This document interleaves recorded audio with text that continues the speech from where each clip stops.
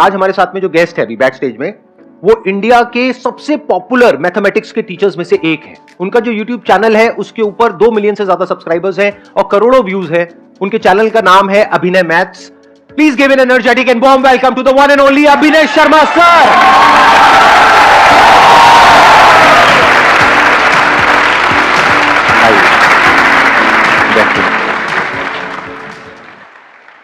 आप I think एक तो मैथमेटिक्स पढ़ाते हैं और एक गवर्नमेंट एग्जाम्स की भी आप तैयारी कराते हैं, राइट? और आपका अपना एक इंस्टीट्यूट भी है प्लस ऑनलाइन आपका यूट्यूब चैनल है। बट मैंने फ्री एजुकेशन पे ज्यादा फोकस किया है। मतलब ये ट्रेंड जो कि यूट्यूब पे भी फ्री पढ़ाया जा सकता है स्ट्रक्चरल वे में, ये हमने शुरू किया। उससे पहले कोई कंप्लीट पढ़ाने के बारे में नहीं सोचता था। यूट्यूब को लोग ऐसे लेते थे कि यार ये प्रमोशनल है, बट हमने कंप्लीट सिलेबस किया और बच्चों से वो कनेक्टिविटी बनाए रखी कि आप यहाँ से पढ़ के भी सेलेक्ट हो सकते हो। और मैंने खुद अपने आप को पहले प्रूव भी किया कि मैंने 5 बार वो एग्जाम क्वालिफाई किया। तो हमेशा से ये था कि बच्चों को क्लास में सिर्फ पढ़ाना मेरा मकसद नहीं होता था। मैं कहता था कि इनको बांधे रखना बहुत जरूरी है। तो अब हम तो किसी के अंडर पढ़ाते थे। तो एक दिन आगे हमारी कोचिंग इंस्टीट्यूट ऑनर ने मेरे को इतनी बुरी तरह झाड़ा, बोली आप संदीप महेश्वरी नहीं है और वो मैथ्स के लिए रखा हुआ है यहाँ पे, हमें ये काम कराना होगा तो हम संदीप महेश्वरी को बुला लेंगे। तो मैं 2012 में पहली बार मैंने कहा इसने ऐसे क्यों बोला। फिर मैंने तब आपको पहली बार जाना और उसके बाद बहुत सारे वीडियोज मैंने आपके देखे हैं और हमेशा बच्चों को भी कहा है और अपने अपने तरीके से बातों को आगे ले जाए कि भाई इस तरीके से आप तैयारी करो, ये दिक्कतें आएंगी, सबके साथ आती हैं। मैंने संदीप जी मतलब जो लोग मुझे क्रिटिसाइज करते थे ना, मैं उनको भी कह दिया। मैंने कहा सुनो 4 साल बाद बताएंगे तुम्हें कि हम क्या हैं। कुछ नहीं है। सन 2014 में रोटी का जुगाड़ नहीं कर पा रहा था और मेरा रिजल्ट आया और उसमें मेरा सिलेक्शन प्रॉपर ठीक तरीके से नहीं हुआ तो मेरे रिश्तेदारों ने मेरी जान ले ली कॉल कर करके।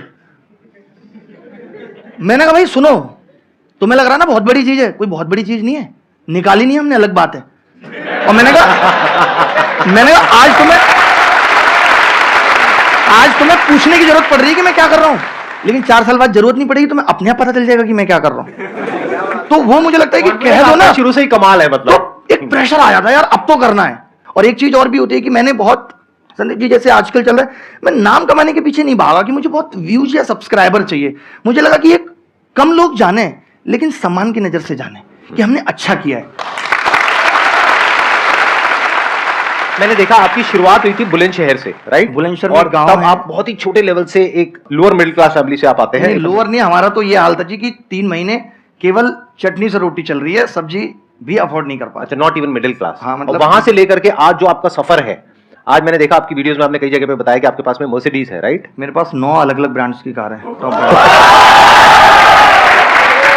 मेरा छोटा बच्चा 1 साल का, उसके पास भी 2 सीटर कार है। सर हमें भी कभी घुमा दो। मैं शुरू से थोड़ा सा बता देता हूं कि मैंने प्राइमरी स्कूल से पढ़ाई की 5th क्लास तक। लेकिन जो मुझे एक चीज अपनी लगती है, जो मैंने पिताजी से भी, कि जीतना एक आदत है। आप ये नहीं कह सकते कि मैं तब ऐसा करना अच्छा शुरू करूंगा। जीतना एक आदत मतलब घर में 3 भाई बहन है तो उनमें भी मैं सबसे आगे हूं, काम करने में भी। पिताजी का बिस्तर लगाना मैं सबसे आगे लगा दूंगा। तो जीतना एक आदत है जो डेवलप करनी पड़ती है। चाहे भले ही मैं घर की छत पे क्रिकेट खेल रहा हूं, लेकिन वहां भी मुझे जीत की भूख है। तो ये भूख डेवलप करनी पड़ती है। और जहां तक परेशानियों की बात है, तो परेशानियां तो हमेशा रहेंगी, तब भी थी, आज भी हैं, सिर्फ वजह बदलेंगी। हमें लगता है आज ऐसा ये नहीं है मेरे पास, इसलिए मैं ये नहीं कर पा रहा। कल को कुछ और नहीं होगा, लेकिन फिर भी करते रहना है। जो समस्याएं आएंगी उनसे सिर्फ एज ए वैक्सीन लेना है। जैसे लोग कहते थे कोविड हो गया तो अब ना कोविड की एंटीबॉडीज बन गई। तो अगर दिल टूट गया ना तो समझो एंटीबॉडीज बन गई, अगली बार टूटेगा ना तो फर्क नहीं पड़ेगा।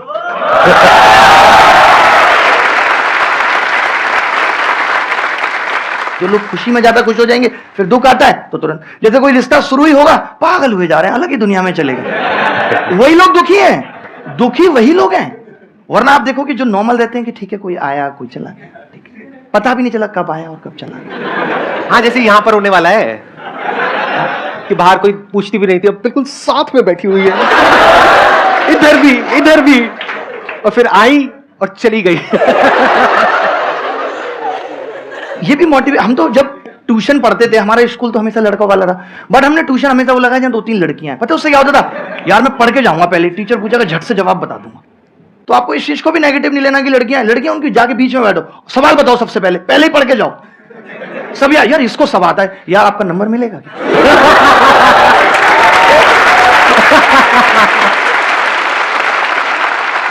उसके बाद 6, 7, 8 क्लास तक हमने गांव में अपना जीवन बिताया। 6, 7 एक स्कूल था, 8th में दूसरे स्कूल में गए। वो स्कूल कोएड था, लड़कियां भी उसके अंदर पढ़ती थी। मेरे को तो कोएड भी अभी 2014 में पता चला उसको कोएड बोलते हैं। मैं जब दिल्ली में 2012 में आया था, मुझे एक्सक्यूज मी मेट्रो में कोई बोलता था, मुझे लगता था ये मुझसे बात करना चाह रहा है। मैं आपको बता रहा हूँ कि मेरी अंग्रेजी बहुत ही मतलब लो ग्रेड जिसको कह सकते हैं वो है। लेकिन इनकी जो मैथ्स है वो कमाल है। और 10th में मेरे को पता है आपके 100 में से 100 आए थे, राइट? मैं 10th में भी 12th में भी। अच्छा, 12th में भी आए थे। तो इनका नाम अभिनय मैथ्स ऐसे ही नहीं है।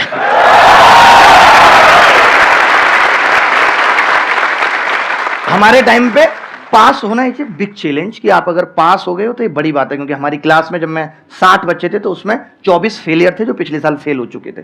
उनको भी पास कराने की मैंने जिम्मेदारी ली थी। मैंने कोशिश करूंगा सवाल बताने की, क्योंकि गणित में ही फेल हो रहे थे वो लोग। और गणित अपना अच्छा था। 10th में तो मुझे बहुत हाई ग्रेड फीवर भी था, बट मैंने पेपर अपना आधे टाइम में निपटा लिया था। वो कैसे ऐसा हो पाया था? क्योंकि मैं ना गणित बहुत पढ़ता था। जैसे बहुत पढ़ने का मतलब है कि मैं कॉपी पे कॉपी बना रहा हूं। मैंने बिजनेस चालू कर दिया था। सरकारी स्कूल में कुछ हो ना हो काम चेक होता है, तो मैं बच्चों को ना वो गणित की कॉपियां बना बना के बेचता था। 10 की कॉपी 5 का पेन, डबल रेट 30 रुपए।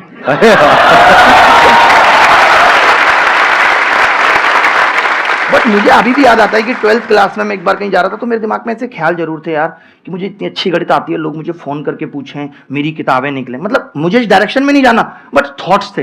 तो मैं यही मानता हूं कि जो आपके थॉट्स आते हैं सच्चे दिल से, अगर आप ईमानदार हो तो वो चीजें जरूर पूरी होती हैं, वही रिफ्लेक्ट होती हैं। मेरी लाइफ में ऐसा मैं कुछ भी सोच लूं, कुछ भी मैं सोच लूं, ऐसा कुछ हुआ ही नहीं। ना खुद से ना खुदा से इतनी सी भी शिकायत नहीं है। सब कुछ पाया है जो सोचा है। तो सच्चे मन और ईमानदारी से अगर काम करो तो ऐसा कुछ नहीं है जो पाया नहीं जा सकता। कुछ भी अचीव कर सकते हो। बहुत बढ़िया। तो जब मैं दिल्ली आया था ना, तो मैं अपने घर वालों को भी ले आया गांव से। तो मेरी माँ ने यही कहा कि तू हमारा खर्चा निकाल लेगा, पिताजी का तभी बिजनेस चल नहीं रहा। तो मैंने कहा मैं इतना ट्यूशन पढ़ा के कर लूंगा। तो मैंने 6000 में ट्यूशन पढ़ाया, 1500 रुपये में रेंट पे हम रहने लगे ग्रेटर नोएडा में, एक छोटी सी जगह में। 3 दिन रहे हुए नहीं हुए थे। सोचो, मकान मालिक आके बोला आपको किसने रखा यहाँ, मैं तो इसे बेच रहा हूँ। मैं उस दिन मेरी आंखों में आंसू आ गए कि मतलब हम यहाँ शिफ्ट हुए हैं ऐसे तैसे मैनेज करके, अब यहाँ से निकलना पड़ेगा। पर मैंने अपने पिताजी को देखा है जीवन में। मैंने उनको कभी ये नहीं देखा आज टेंशन है, नींद नहीं आ रही। मैंने ये सीखा उनसे, लाइफ में कितनी भी टेंशन रहो, रात को सो जाओ, सुबह बात करेंगे, जो भी होगा सुबह बात करेंगे, रात में तो कुछ नहीं कर सकते। वहां से हमने वो चेंज किया। आज शायद ग्रेटर नोएडा में इतनी सोसाइटियां मैक्सिमम में हमारे पास, फ्लैट प्लॉट पता नहीं क्या क्या होगा, और सब में मैंने सबको फ्री में रखा हुआ है। मेरी कोई रेंटल इनकम नहीं है। मैंने कहा जब जरूरत होगी तब ले लेंगे किसी से। सर आपके घर के बाहर ये सारे पहुंच जाएंगे। ग्रेटर नोएडा में ये था कि भाई नहीं, एक मिनट सर, मेरे को काफी इंटरेस्टिंग लग रहा है। आप ये कह रहे हैं ग्रेटर नोएडा में आपके फ्लैट्स हैं और वहां पे लोग रह रहे हैं, लेकिन आप उनसे रेंट नहीं ले रहे? रेंट नहीं ले रहे, मतलब अभी देने भी कोई आता है। जैसे शुरुआत हुई, अभी जैसे एक नया लिया, तो मैं कहता हूँ कि जरूरत होगी तब ले लेंगे, अभी आप रख लो, आप अपना काम चलाओ। और ऐसे कितने आपके 2000, 5000, 10,000 कितने फ्लैट्स हैं? मतलब इतने फ्लैट्स नहीं है, बेसिकली मेरे पास विलाज ही है सारी। अच्छा। तो थोड़ा बहुत हंसी मजाक चलेगा ना, प्लीज बुरा मत मानना। हाँ, मैं कंफर्टेबल हो गया। मतलब मुझे हंसी मजाक बहुत पसंद है। मुझे लगता है कि जीवन में ऐसा नहीं कि सीरियस दिखना जरूरी नहीं है कुछ भी करने के लिए। आप अपने काम के प्रति सीरियस रहो, लेकिन ये नहीं कि मैं हाथ भी हिलाऊंगा ऐसे करो। तो जब हमने ये शुरुआत की, हम दिल्ली आ गए भाई, हमने पढ़ाना भी शुरू किया। हमने 2013 में किताब लिखी, और पिताजी बोले किताब लिख रहा हूं मैं, करोड़ों रुपए कमाएंगे। किताब एकदम सुपर महाफ्लॉप, क्योंकि जब आपको कोई जानता नहीं है तो आपकी किताब पढ़ेगा क्यों? हमने 2000 किताबें छपवाई, कोई बिकी नहीं, मतलब 2-4 बिकी। और जिसने ली वो बोला किताब बहुत अच्छी है। मैंने कहा दोस्तों को बताओ, लेकिन ले कोई नहीं रहा, क्योंकि जब तक आपका नाम नहीं है, नाम बनाना बहुत बड़ी बात है, मैं आपको बता रहा हूं। तो 2013 में मैं पढ़ा रहा हूं। 12 में नौकरी लगी, इसलिए छोड़ दी कि दिल्ली में लेंगे। फिर 13 में नागपुर लग गई, और दूर, देहरादून से सीधे नागपुर चले गए। जब मैं लौट के आया, मैं कोचिंग में गया, लोग बोले आपको 650 रुपए घंटे पे रखेंगे, जबकि उससे पहले मैं 1450 रुपए घंटे लेता था। आज मैं आपको बता दूं, मेरी ज्वाइनिंग फीस 50 करोड़ है, और मैं 1,29,000 रुपए घंटे लेता हूं पढ़ाने के।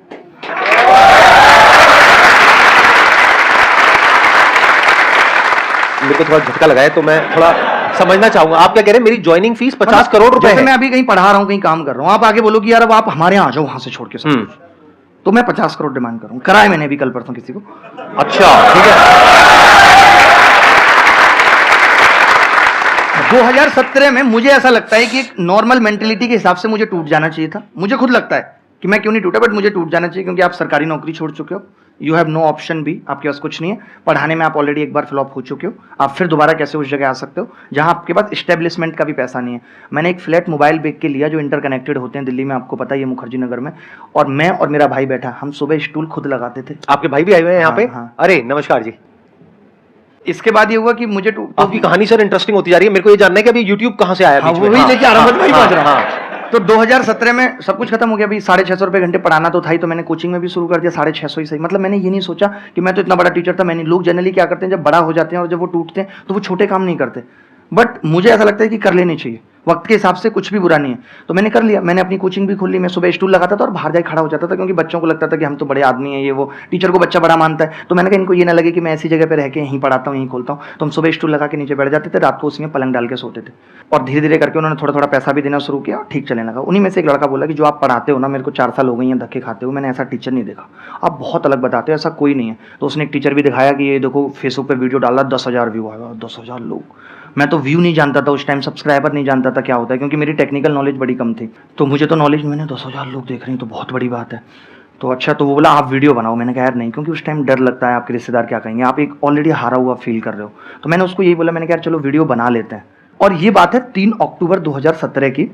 वो बंदे ने वो वीडियो हमें बिना बताए अपलोड कर दिया चैनल। 6 दिन के अंदर वो वीडियो, उसके 701 सब्सक्राइबर थे, 1 लाख सब्सक्राइबर उस टाइम पे हो गए और 1 मिलियन लोगों ने देखा। आपकी पहली वीडियो ही वायरल हो गई? वायरल हो गई थी पहली ही डायरेक्ट, ये नहीं कि कई बनाई है, ठीक है। मैं थोड़ा यहाँ पे आपसे समझना चाहूंगा, ऐसा क्या था उस वीडियो में? मतलब मुझे अलग क्या था उसमें? अगर इसमें से काफी लोग जानते होंगे तो जानते होंगे कि मैंने ऐसी चीजें बनाई हैं जो इस ब्रह्मांड में भी गणित में पहले कहीं नहीं थी। मैं ट्रायंगल का एंगल 0 कर देता हूँ, जो कहीं नहीं था। ट्रायंगल का एंगल 0 करके सवाल का आंसर। मुझे समझ नहीं आया, लेकिन अच्छा लग रहा है सुनने में। मेरे कॉन्सेप्ट ये थे कि रेक्टेंगल को लात मार के समचतुर्भुज बना दो, रोम्बस बना दो। अच्छा। इस तरीके के कॉन्सेप्ट थे कि स्क्वायर को लात मारो तो ये बन जाएगा। तो नहीं, तो आपकी उस पहली वीडियो में ऐसा क्या खास था कि इतनी तेजी वो से ये था, वायरल हो गई? मैं बताता हूँ। उसमें ये था कि मैंने जो चीजें बताई थी, जिन क्वेश्चंस को करने में लोग फंस रहे थे और 2-2 3-3 मिनट लेते थे, उसका मैंने एक ऐसा जुगाड़ बता दिया था कि ये लगाएं। और वो एक बड़ा जेन्युइन जुगाड़ था। मुझे अभी भी लगता है कि वो पहले किसी ने क्यों नहीं सोचा, मैंने ही क्यों सोचा। तो एक बहुत क्लियरिटी, जैसे लोग कहते हैं कि आज वैल्यू पिट कर लो, तो मैंने उस पर क्लियरिटी थी कि क्यों कर लो और कब कर लो। और मैंने उसमें अपनी किताब का नॉर्मली जिक्र किया था। लोगों को लगा ये आदमी ऐसा क्या बता रहा है, इसकी किताब में क्या होगा। मेरी किताब पर डे 5-5-6 लाख की बिकने लगी। किताब है ही नहीं, एग्जिट ही नहीं कर रही, फ्लॉप हो चुकी, तो पढ़ी है, छपा ही नहीं हमने, लेकिन वो बिकने लगी वेबसाइट से। वो बड़ा मजा आने लगा। भाई बोला भाई किताब ऑर्डर दे दो यार, किताब ऑर्डर दे दो। फिर मैंने कहा अपना चैनल बना लेते हैं। मैंने अपना चैनल बनाया, मुझे लगता है कुछ 8 महीने से कुछ दिन कम थे, 1 मिलियन लोग जुड़ गए थे 8 महीने में। और सिर्फ 121 वीडियो थी, और वो भी सिर्फ गणित की, पढ़ाई का कंटेंट बनाना। उस टाइम पे शायद हम सेकंड ऐसे यूट्यूब चैनल थे जिसके 1 मिलियन थे। उससे पहले और लोग ऑर्गेनिक। एज कितनी थी तब आपकी? 26 साल कुछ महीने का था मैं। तो मतलब अभी आप 31 साल के? 31 साल का। लगते नहीं हो सर, मतलब मेंटेन किया हुआ है। दो बच्चे हैं मेरे। अभी मुझे बोल दो, आप मुझसे भी यंग लग रहे हो। अच्छा, थैंक यू। इतने पॉजिटिव हैं आप। पॉजिटिविटी चेहरे की ग्लो है। ये लोग तो क्रीम और पार्लर में ऐसे ही फंसे पड़े हैं। असलियत तो पॉजिटिविटी में ही ग्लो है। मेरे को ये पूछना था कि सर जो लाइफ में अब एक सीरियसनेस अभी तक नहीं आ पा रही है, जब अब करियर का मेन एक पॉइंट आ चुका है जहाँ से टर्न करना है लाइफ के गोल पे, पर सर अभी तक वो सीरियसनेस नहीं आ चुकी है, क्योंकि स्कूल लाइफ खत्म हो गई, कॉलेज लाइफ खत्म होने वाली है। देखिए ये तो सारा गेम प्रैक्टिस का है। जैसे आप देखते होंगे कि जब हम जिम में जाते हैं तो हम डंबल उठाते हैं, हम ये एक्सरसाइज करेंगे तो एक दिन में नहीं, ये हमारे बनने लगते हैं। ठीक है, मेरे हैं, मैं कभी जिम गया नहीं, बाय बर्थ। ठीक है, तो ऐसे क्या है, ये दिमाग की प्रैक्टिस का गेम है। तो ये तो बहुत नॉर्मल सी बात है, इसमें सीरियस की कोई बात नहीं कि आप बहुत सीरियस हो गए। सीरियस हो जाओगे, आपकी मेंटल हेल्थ ठीक नहीं रहेगी। आपको लगता है कि जैसे आपको बीच में खाली टाइम है, मैं बच्चों को कहता हूँ कि अपने रूम को भी स्ट्रक्चर्ड रखो, क्योंकि हमारे इस बात से हम पे बहुत फर्क पड़ता है कि हम जहाँ बैठ के पढ़ रहे हैं वहाँ माहौल कैसा है। जैसे आप अभी यहाँ बैठे हो, एक अलग पॉजिटिविटी, आपके दिमाग में कुछ नहीं चल रहा, आप प्रेजेंट में जी रहे हो, क्योंकि यहाँ ऐसा एनवायरनमेंट बना हुआ है। तो एनवायरनमेंट का बहुत फर्क पड़ता है। ये नहीं कि आपकी 4 किताबें वहाँ पड़ी हुई हैं, निक्कर वहाँ पड़ी हुई है, तौलिया वहाँ पड़ी। आप रूम भी ऑर्गेनाइज वे में रखो। अपनी टेबल पे बैठ के आप सोचो कि आपने 2 घंटे पढ़ लिया, धीरे धीरे करके टाइम बढ़ेगा। 1 घंटा बढ़ाओ, 1 घंटा लगाना, आपको पता है कि इसी से कुछ होगा।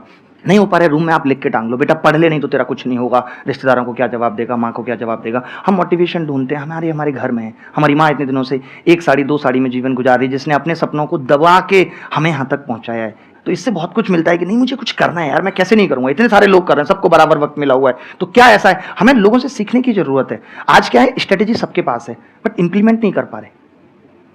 स्ट्रेटेजी कुछ नहीं भाई, आपको पता है कि सीजन निकालना है तो पढ़ना पड़ेगा। मैं देखता हूँ एक दोस्त पढ़ रहा है, दूसरा उसके कहता है अरे भाई पढ़ रहा है, अरे नहीं पता कहाँ चलना। मतलब हम उससे ये कहने में झिझक रहे हैं कि यार मैं नहीं पढ़ रहा, भाई मैं पढ़ रहा हूँ, तू भी पढ़। हम अगर अपने जीवन के दिनों का, सेकंडों का हिसाब लगाने लगे ना, तो कोई नहीं रोक सकता कि आज मैंने दिन में, जब आप रात को सो तो एक ही काम करना है कि आज मैंने दिन में क्या किया, इसका मैं जो चाहता हूं अपने जीवन में उसमें क्या फायदा होने वाला है। यस और नो खुद से जवाब करना है। Excellent point. मैं यहां पे थोड़ा सा ऐड करूंगा कि सीरियस नहीं होना है लाइफ में कभी भी।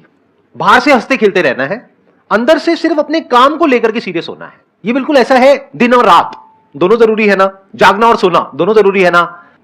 तो बाहर से आपको हंसते खेलते रहना है, लेकिन अंदर से अपने काम को लेकर के, जो भी अपना लक्ष्य है, जो भी आप करना चाहते हैं, उसको लेकर के बिल्कुल सीरियस रहना है। इस बात को ध्यान रखना। ज्यादातर लोग इसका उल्टा करते हैं। वो क्या करते हैं, बाहर से अपने आप को बहुत सीरियस दिखाते हैं, घर वालों के आगे ऐसे दिखाएंगे, अरे बहुत प्रेशर है, बहुत पढ़ाई, अंदर से कुछ नहीं है। वही बैठ करके लैपटॉप पे रात को क्या कर रहे हैं सबको पता है। बाहर से दिखा रहे हैं मैं बहुत सीरियस हूं, अंदर से कोई सीरियसनेस है ही नहीं। तो इसका उल्टा करो, बाहर से ऐसे दिखाओ कि नहीं नहीं कुछ नहीं है, कुछ नहीं है, मैं तो मीडियोकर हूं, मैं तो ये हूं, मैं तो वो हूं। अंदर से आपको पता होना चाहिए। एग्जाम निकल जाए लोगों ने तू पढ़ता है, वो बाहर से लोगों को नहीं पता लगता। वो चीज रहनी चाहिए, बाहर से पता नहीं लगना चाहिए कि आप अंदर से क्या हो। जो अंदर से हो वो सिर्फ आपको पता है। और मेरा क्वेश्चन ये है कि जैसे आपने कहा कि हमेशा हंसते खेलते रहना चाहिए काम करते करते, तो कभी कभार ऐसा हो जाता है कि हम हवाबाजी ज्यादा करते हैं, दिमाग हमारा डिस्ट्रैक्ट हो जाता है अपने टाइम से और टाइम मैनेजमेंट नहीं हो पाता। तो हम उस चीज को कैसे अपने दिमाग को फोकस करें फन के साथ साथ? आजकल का जो यूथ है वो शॉर्ट सक्सेस चाहता है। उसने किसी को देखा, अच्छा अरे ये तो वीलॉग बनाया तो मैं ऐसे बनाऊंगा, मैं भी ऐसे हो जाऊंगा। पहली बात तो जीवन में अगर कुछ भी आपको लगता है कि बड़ा जाना है तो कभी कॉपी मत करना। एटलीस्ट टाइम टेबल भी कभी किसी का कॉपी मत करना। हर इंसान की एक अपनी अलग अलग पहचान है। तो आपका टाइम टेबल भी ऐसा नहीं कि मैं किसी टॉपर का मैंने टाइम टेबल कॉपी कर लिया तो मैं आगे बढ़ जाऊंगा, नहीं। अगर आपको अपनी स्ट्रेटेजी इंप्लीमेंटेशन करनी है, हो सकता है किसी को रात में पढ़ने में मजा आता है, हो सकता है किसी को दिन में पढ़ने में मजा आता है। तो ये बात इन्होंने बहुत सही पूछी और ऐसा हो रहा है आजकल। आप हवाबाजी बाहर लाख कर लो, आपको अपनी सच्चाई पता होनी चाहिए। और एक बात इन्होंने पूछी टाइम मैनेजमेंट की। आप मुझे बताओ, आज से 50 साल पहले कहीं एक जगह से दूसरी जाने तक प्लेन नहीं था, खाना बनाने के लिए गैस नहीं थी, कुकर नहीं था। उस वक्त हम जो अपने माँ बाप से सुनते हैं, कोई ये नहीं कहता था बहुत बिजी है। आज हर आदमी, everyone is busy without any work. अभी मूवी का पास देखो, तुरंत निकल जाएंगे लेके उसको। तो टाइम मैनेजमेंट की दिक्कत, जैसे जैसे दौर बदला, लाइफ को आसान बनाने की चीजें आई, तो हमने उनका दुरुपयोग ज्यादा शुरू कर दिया। लाइक मोबाइल इसलिए आया कि एक इंफॉर्मेशन पहुंचानी है, बट हम उस इंफॉर्मेशन से, आज आप कितने लोग आप में से ऐसे होंगे कि मोबाइल जिस काम के लिए उठाते हैं, हालत ये वो भूल जाते हैं और पता चलता है इंस्टाग्राम व्हाट्सएप पे जिस काम के लिए मोबाइल उठा वही भूल गए। सोशल मीडिया पे आपने अपने 2-3 घंटे 4 घंटे खराब कर दिए, तो उसके बाद में आप पढ़ने लायक हालत में भी नहीं रहोगे, क्योंकि बॉडी पूरी स्टिफ हो जाएगी और माइंड भी धज्जियां उड़ जाएगी। रिग्रेट होगा उसके बाद, राइट। तो ये भी समझो कि किस तरह से अपने टाइम को यूटिलाइज करना है। बाहर खेलने जाओ, वो हम नहीं करेंगे। हम क्या करेंगे, कंप्यूटर में बैठ करके वीडियो गेम्स खेलेंगे। अरे उसकी बजाय आप बाहर खेलो ना, जाकर के 1 घंटा खेलो, 2 घंटा खेलो, 3 घंटा खेलो, कौन रोक रहा है।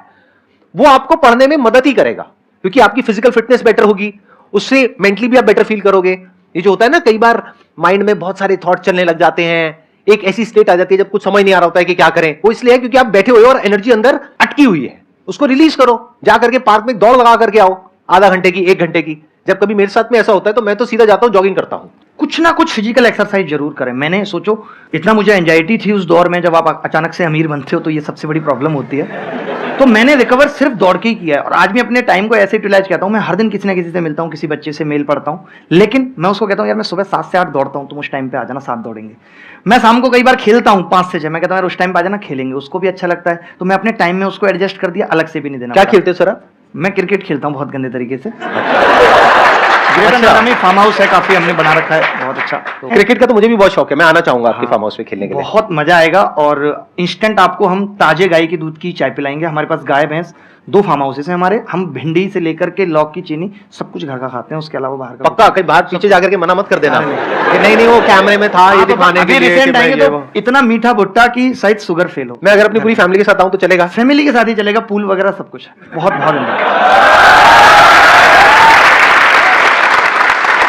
सर बिल्कुल एंड आ गया है। मैं भी एक आध डायलॉग मारता हूँ, आप भी एक आध डायलॉग मारना, यही पे खत्म कर देंगे इसको। बस, शायरी के साथ 1-2 मिनट के अंदर ना। आप शायरी पे खत्म करना। मैं क्या कह रहा था, मैं भूल गया, आप शायरी पे खत्म करो। जैसे कहा था ना कि जीतने की आदत है, जब आपके अंदर सारी क्वालिटी आ जाती है ना आगे बढ़ने की, तो वो स्टेट पैदा हो जाती है कि अब मुझे डर नहीं किसी गुमराही का, हर रास्ता तुझ तक जाता है। मुझे खोने का डर ही नहीं है, मेरे पास इतने रास्ते हैं कि मैं अपनी मंजिल पे ही पहुंचूंगा। एक मैं कहता हूं कि मुझे याद तुम हो, लेकिन मुझे याद भी है अपनी, कभी यूं भी याद आओ मैं खुद को भूल जाऊं। जब हम कुछ करते हैं ना तो खुद को भी भूल जाएं, इतने डूब जाएं उस चीज में, तब जाके कुछ बड़ा होता है। और परेशानियां हमेशा आएंगी। गम मेरे साथ बड़ी दूर तक गए, पाई ना मुझ में थकान तो वो खुद थक गए। Sir thank you so much for coming sir. बहुत मजा आया, बहुत बढ़िया सेशन। मुझे ऐसा लग रहा है कि कोई बड़ा भाई किसी जन्म का बिछड़ गया है।